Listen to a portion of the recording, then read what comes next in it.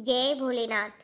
अगर वीडियो अच्छी लगे तो दोस्तों के साथ शेयर करें और चैनल को सब्सक्राइब करें। कमेंट सेक्शन में जय भोलेनाथ, जय माँ पार्वती ज़रूर से लिखें। तो चलो मैं अब अमर सुहाग की कहानी को शुरू करती हूँ। कहानी इस प्रकार है। किसी गांव में एक ब्राह्मण और उसकी पत्नी रहते थे। उन दोनों की 5 बेटियां थी और वो पांचों लड़कियां भगवान भोलेनाथ की पूजा किया करती थी। वो पांचों लड़कियां नित्य प्रतिदिन सुबह उठकर स्नान आदि से निवृत्त होकर भगवान भोलेनाथ के मंदिर में जाया करती थी और वहाँ पर दीपक जलाकर भगवान भोलेनाथ की पूजा करके अमर सुहाग की कहानी सुना करती थी। लेकिन जो छोटी लड़की थी वो दीपक तो जलाती थी लेकिन कहानी नहीं सुनती थी, बीच में ही उठकर चली जाती थी।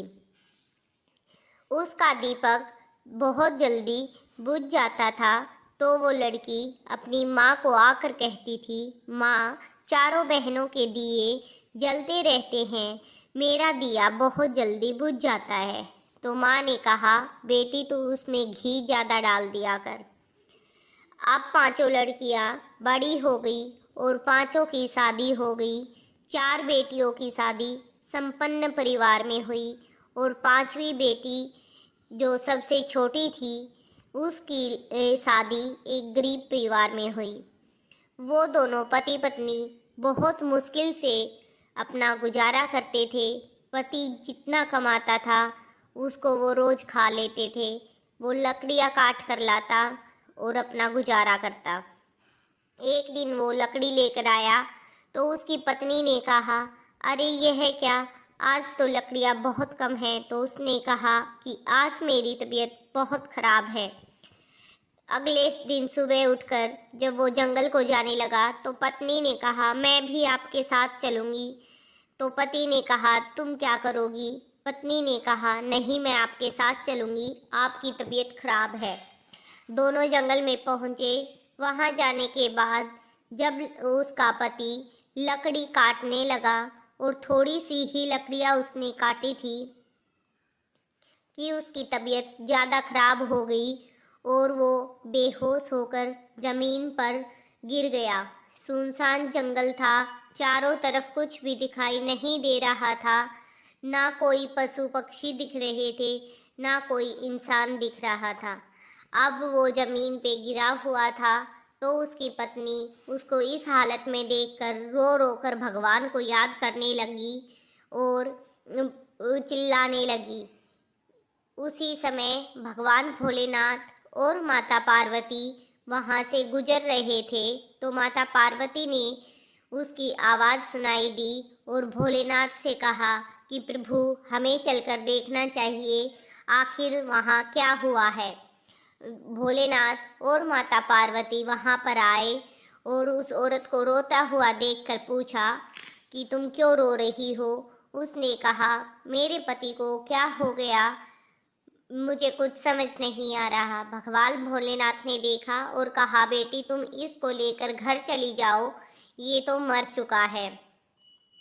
अब वो कहने लगी, नहीं, मैं अपने पति को इस हालत में लेकर कहीं नहीं जाऊंगी, मैं इनको बिल्कुल ठीक करना चाहती हूँ।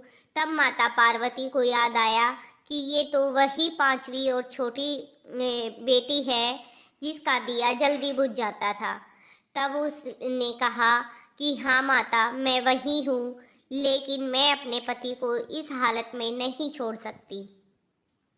आप कृपा करके मुझे इसका कारण बताएं और मेरे पति को ठीक करें।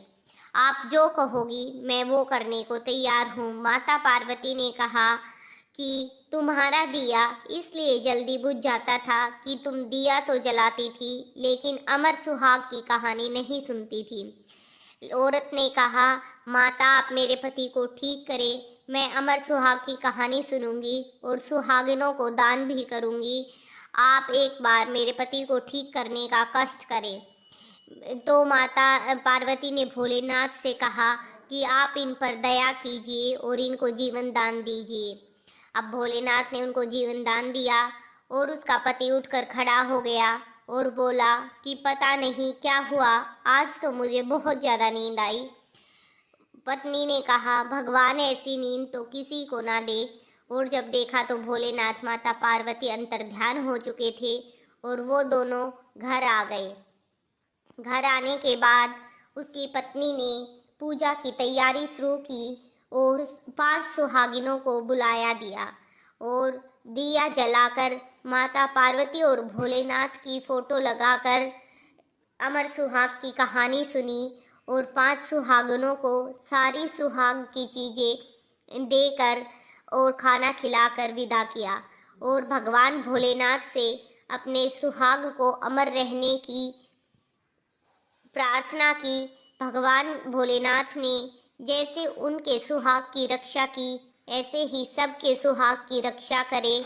सुनने वाले का भी भला हो, सुनाने वाले का भी भला हो।